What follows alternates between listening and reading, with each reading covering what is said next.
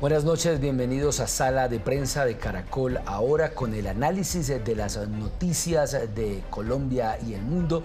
Vamos a analizar esta noche los graves problemas de orden público que se registran en el Bajo Cauca y nordeste antioqueño. Se cumplen más de una semana, exactamente 12 días del denominado paro minero. Sin embargo, los problemas de orden público se han recrudecido en los últimos días. Ataques a misiones médicas, 2 ambulancias fueron quemadas.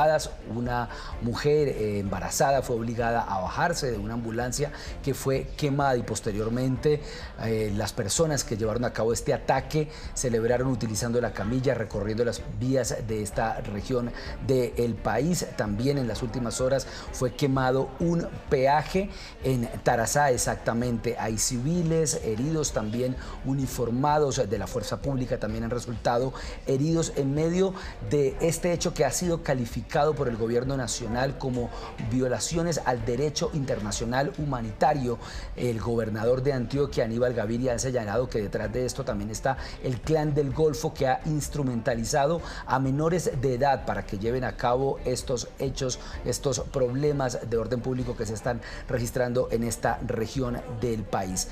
¿Quiénes están detrás? ¿Qué pasa en el Bajo Cauca y nordeste antioqueño? La respuesta del gobierno nacional ha sido oportuna, tardía. Para analizar este tema, saludamos de inmediato a nuestros 2 invitados de esta noche, a Fernando Quijano, analista, experto en temas de seguridad y también conocedor de lo que pasa en esta región del país, y también al general Humberto Guatibonza, excomandante de la Policía de Bogotá. A los 2 buenas noches y empiezo con Fernando Quijano. Fernando, buenas noches. Muy buenas noches a ustedes, al señor general Guatibonza y a todas las personas que nos están viendo. Y al general Humberto Guatibonza también buenas noches y gracias por estar con nosotros esta noche aquí en Sala de Prensa de Caracol Ahora. Buenas noches para todos, para Fernando, para usted. Muchas gracias por la invitación. Gracias. Bueno, empiezo preguntándole, Fernando, ¿qué es lo que pasa en esta región del país donde confluyen, digamos, muchos factores, ¿no? Hay unas problemáticas muy distintas en esta región del país, pero que sin duda alguna en estos días se han evidenciado, ha habido un estallido ya, digamos, de lo que está ocurriendo en esta región, pero usted que la conoce a fondo, ¿qué es lo que está pasando exactamente? Bueno, tenemos una subregión, vamos a enfocar un poco en Bajo Cauca sin perder de vista el nordeste antioqueño. Estamos viendo 2 subregiones que están cruzadas por el tema minero, por el tema de la búsqueda del metal precioso, como se ha dicho, del oro, y que también tienen mucho que le aportan mucho, para decirlo así, al tema del narcotráfico, por el tema de cultivos de uso ilícito. Entonces tenemos las 2 regiones que agrupan cosas que son importantes para los grupos armados, que son importantes para la ilegalidad criminal y que ha llevado a que muchas personas que son las más vulnerables, el pequeño minero, el minero ancestral, el minero artesanal, pues tenga que sufrir las consecuencias de que en la cadena, por ejemplo, en la cadena del oro, sea la parte más débil del eslabón y tenga que sufrir la presión permanente de los grupos armados. Es un tema de la ausencia del Estado durante décadas, es un tema de que no ha existido una legalización real, mucha burocracia, muchos problemas para que se legalicen ellos. Y en medio de todo esto, pues está digámoslo, en el gobierno actual, la persecución a los llamados dragones brasileros, persecución a quienes están destruyendo el ecosistema, quienes están acabando con el tema de los ríos y demás, con vertiendo grandes cantidades de mercurio y todo lo que significa el oro tipo B, o sea, el oro ilegal.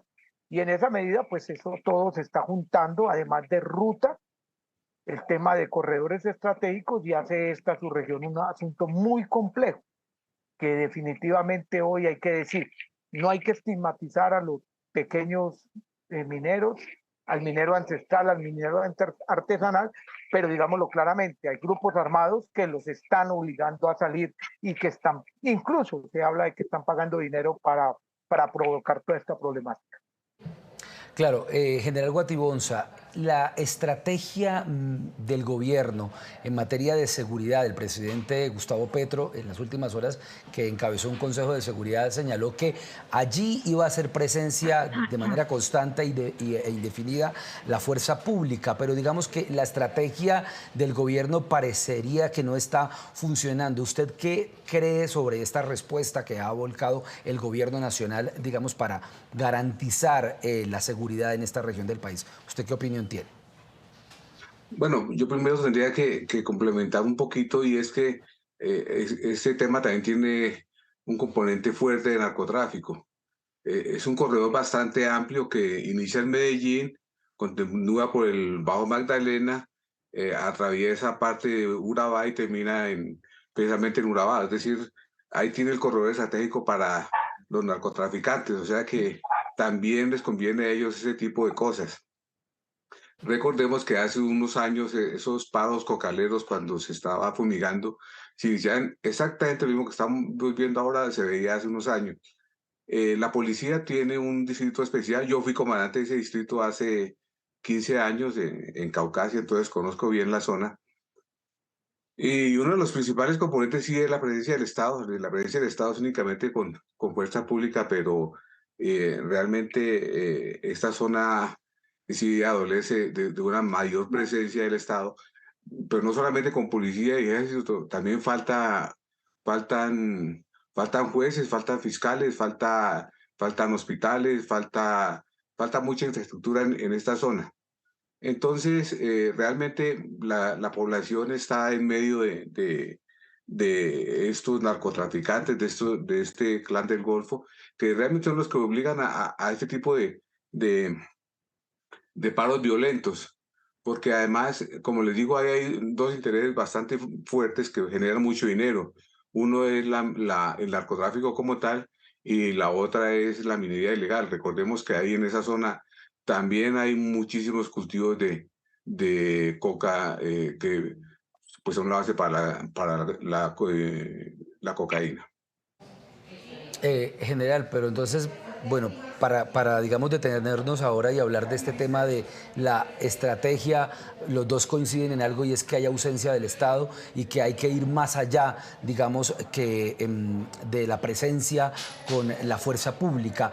Pero sin duda alguna, lo que también hemos presenciado y hemos visto en las últimas horas es que pareciera que la fuerza pública, ejército, policía, están de alguna manera maniatados a la hora de poder, digamos, prestar una atención oportuna para mitigar de alguna manera estos graves problemas de orden público que se están presentando en esta región del país, General Guatibonza. De acuerdo, eso amerita tomar medidas mucho más fuertes de las que se han tomado.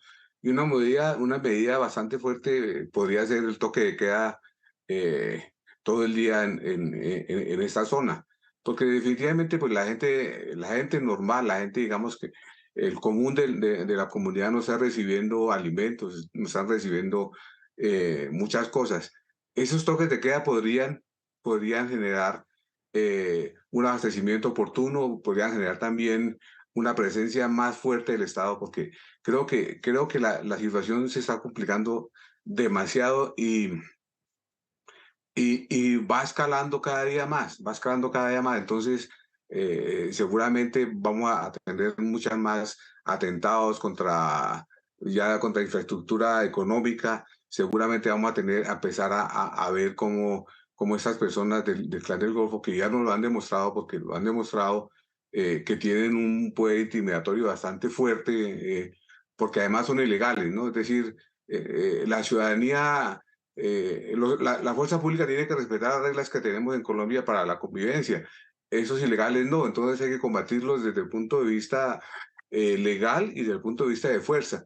A mí me parece que tocaría tomar medidas mucho más fuertes para controlar la situación primero que todo, para garantizar que haya tránsito, para garantizar que haya alimentos, para garantizar que las ambulancias puedan funcionar. Eso hay que tomar medidas mucho más fuertes de las que hasta el momento se han tomado, me parece a mí.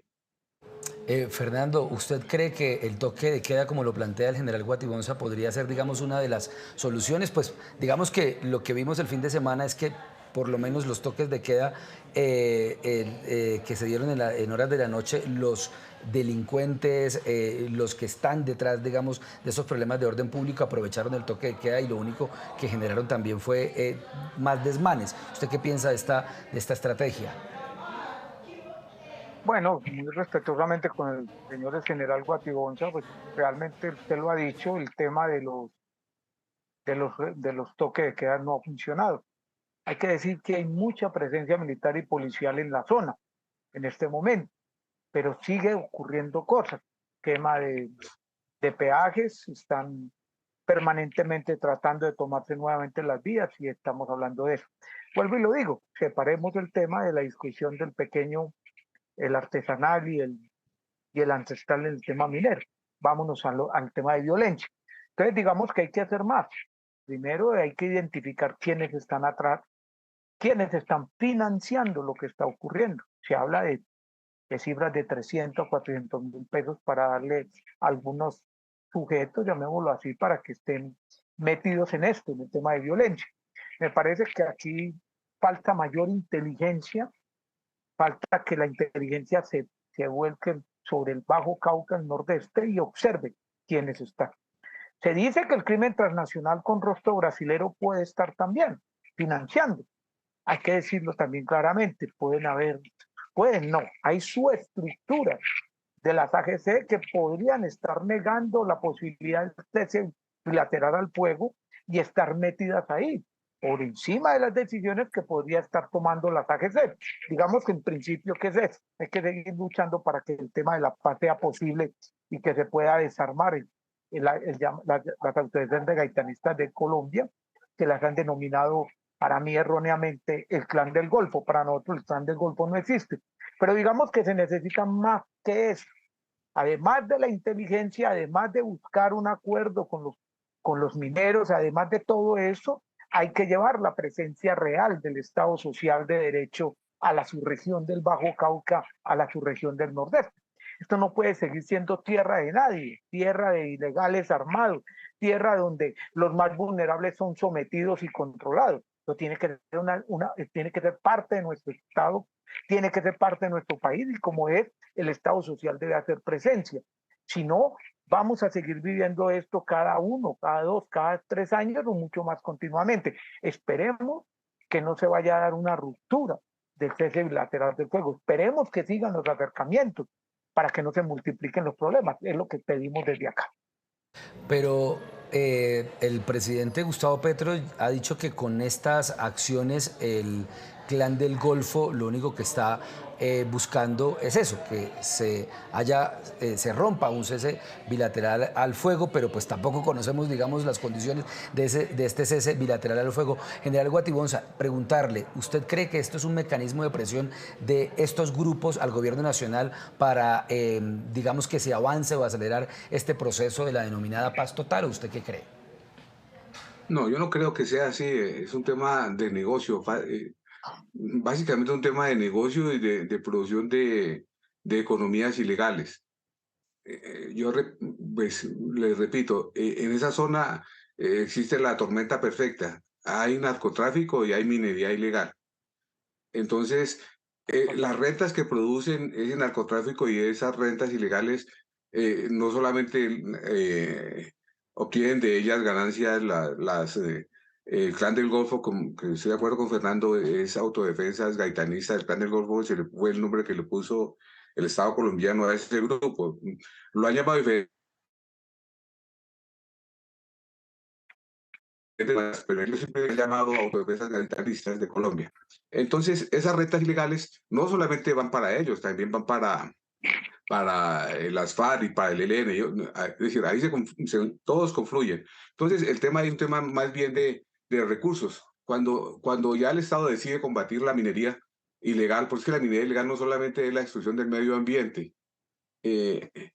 Como le digo, yo fui comandante de Caucasia y nunca había visto tal cantidad de niños con enfermedades degenerativas, con personas con tantas enfermedades producidas por el uso del agua con mercurio. Es un tema también de salud. Pero básicamente estas organizaciones lo que quieren es seguir explotando con el negocio. y el negocio es muy productivo. Es decir, se dice que en Colombia se produce casi una tonelada, no sé en qué tiempo, de oro ilegal. Y ese oro, ¿dónde está? Ese oro sale de Colombia, sale directamente de Colombia. Entonces, el negocio está ahí y cuando el Estado colombiano decide intentar al menos o querer acabar con el negocio, pues vienen esos paros. Eso me trae el recuerdo exacto de lo que pasó. Y ustedes recuerdan cuando había esos paros cocaleros allá en la misma zona. Cuando la policía iba a fumigar, inmediatamente organizar a los campesinos, hacían exactamente lo mismo que están haciendo el día de hoy.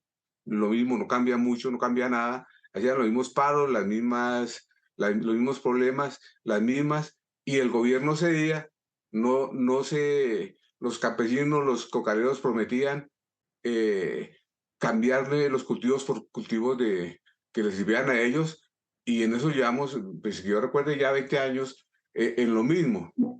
La solución del Estado es accederle a los campesinos para que cumplan con lo que ellos quieren, pero sigue igual, la circunstancia sigue igual. Y ahora se le anexa otra razón más, y es que los famosos dragones. ¿Qué son los dragones? Pues los dragones son las dragas, pero multiplíquela usted por 5. Entonces, por eso llaman dragones. Son una maquinaria que se inventaron los brasileros y que realmente causa una destrucción total de los ecosistemas allá en esa zona. Entonces, yo creo que el tema ahí es más que cualquier cosa, es un tema de negocios ilícitos, y la forma de presionar para que el Estado deje de intervenir en esas actividades ilícitas es esta: con violencia, con titulares, con imágenes que hagan que todo el mundo está haciendo lo que estamos viendo nosotros. Estamos admirados de ver cómo son capaces de quemar una ambulancia, cómo son capaces de dejar a una persona enferma de una ambulancia y luego jugar con las cosas. Eso es diciente para todo el país. ¿De cuál es el tamaño, de cuánto estamos hablando, digamos, que pueden mover las rentas ilícitas para estos grupos ilegales en esta región del país, Fernando? Y que el gobierno ha dicho, bueno, vamos, dijo el presidente Petro, vamos a hacer un inventario de la maquinaria amarilla que esté destinada para la minería ilegal y la vamos a destruir. ¿De cuánto estamos hablando, digamos, que estas rentas ilícitas mueven en esta región del país? Bueno, yo creo que hay que precisar algo más de lo que ha dicho el general Guatibonza, y es que estamos hablando del oro tipo B, que es el que no paga regalías, es el llamado oro ilegal. El tipo A sería el que paga regalías. Y estamos hablando de los cultivos de uso ilícito y toda la cadena del narcotráfico, que en eso estoy totalmente de acuerdo con el señor general Guatibonza. Y hay otro punto que no lo hemos tocado, lo que tiene que ver con toda la extorsión. La gente paga vacuna en el Bajo Cauca, en el nordeste antioqueño. Le paga vacuna a los grupos armados ilegales. Y es una realidad. Eso también deja rentas importantes, pero vienen otras rentas. El tema de explotación sexual de niños, niñas y adolescentes, el tema de prostitución, el tema de la llamada, entre comillas, diversión.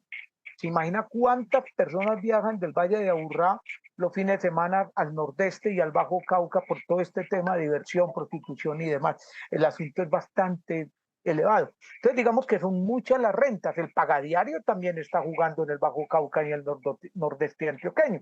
Para decir las cifras concretas es imposible, pero digamos que esto supera los miles de millones y puede aproximarse a pasar hablar de billones. O sea, no sé, no, es imposible hablar de miles de millones cuando la sola renta del oro es altísima en el oro ilegal, cuando los dragones brasileros, mejor dicho, recogen cantidades impresionantes de oro y les importa nada dañar los ríos a punto de mercurio, cuando toda esta economía ilegal es la que sustenta mucho de las rentas de los grupos armados ilegales. Yo me atrevo a decir que todo lo que hemos planteado son de billones. Aquí los miles de millones hace rato no existen. O sea que si hablamos de miles de millones de pesos De millones. o de billones. Podemos hablar de billones de pesos. Ajá, de billones de pesos que mueven estas rentas ilícitas, no va a ser tan fácil que haya una No es fácil. transformación de la noche a la mañana. Pues ustedes mismos lo señalan, desde hace 20 años casi que venimos Más de 20. repitiendo esta misma escena de problemas de orden público, de paros, de caos, de estos hechos de violencia para llamar la atención, pero que no va a ser tan fácil que haya una transformación de la noche a la mañana, General Guatibonza. Total, y como le digo, yo trabajé allá y yo pues soy testigo directo y le voy a contar varias incidencias. Hay una zona en Cáceres que fue destruida totalmente por las dragas y los dragones, y esa zona, para lograr eh, medianamente restablecerla, se tardarán 7 años. 7 años solamente para que medio vuelva a haber una capa vegetal que pueda servir para sembrar otros cultivos. Entonces, primero el tema de medio ambiente es gravísimo y cada día está peor. Y el otro tema es de los cultivos que allá hay bastantes ensayos de sustitución de cultivos. Pero entonces, lo voy a decir porque en el Bagre hay unos cultivos de caucho, muy bien, pero esos cultivos también, igual que lo que les comentaba anteriormente, se van una cantidad de años. Entonces, ¿la solución cuál es? Sustituyan la coca por, eh, por caucho. Muy bien, se puede hacer. El tema es qué hacer en el intertanto. ¿Qué hacemos si se tarda tantos años en producir el caucho? Entonces, ¿qué hacen los campesinos mientras tanto? Pues cultivar coca, que es lo que más les da porque sembrar plátano, yuca y lo demás, primero no hay vías para sacarlo y segundo, pues los precios son muy bajos. Entonces, el problema va mucho más allá de dar una solución como sustituir cultivos. No, yo creo que hay que ser una presencia total del Estado y la presencia total del Estado también incluye la justicia. La justicia tiene que operar para todos y también pues que el Estado colombiano haga presencia con vías, con recursos, con hospitales, con colegios, con todo lo demás, porque Fernando tiene razón en el tema de la extorsión. Claro, es que la extorsión genera muchas rentas, pero también genera mucho control.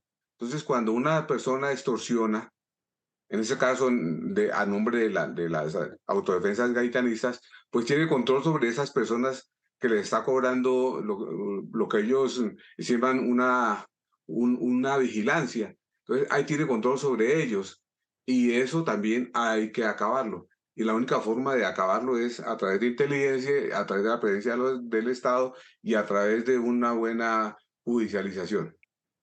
General Guatibonza, aprovecho preguntarle ya una pregunta, digamos, final para los dos.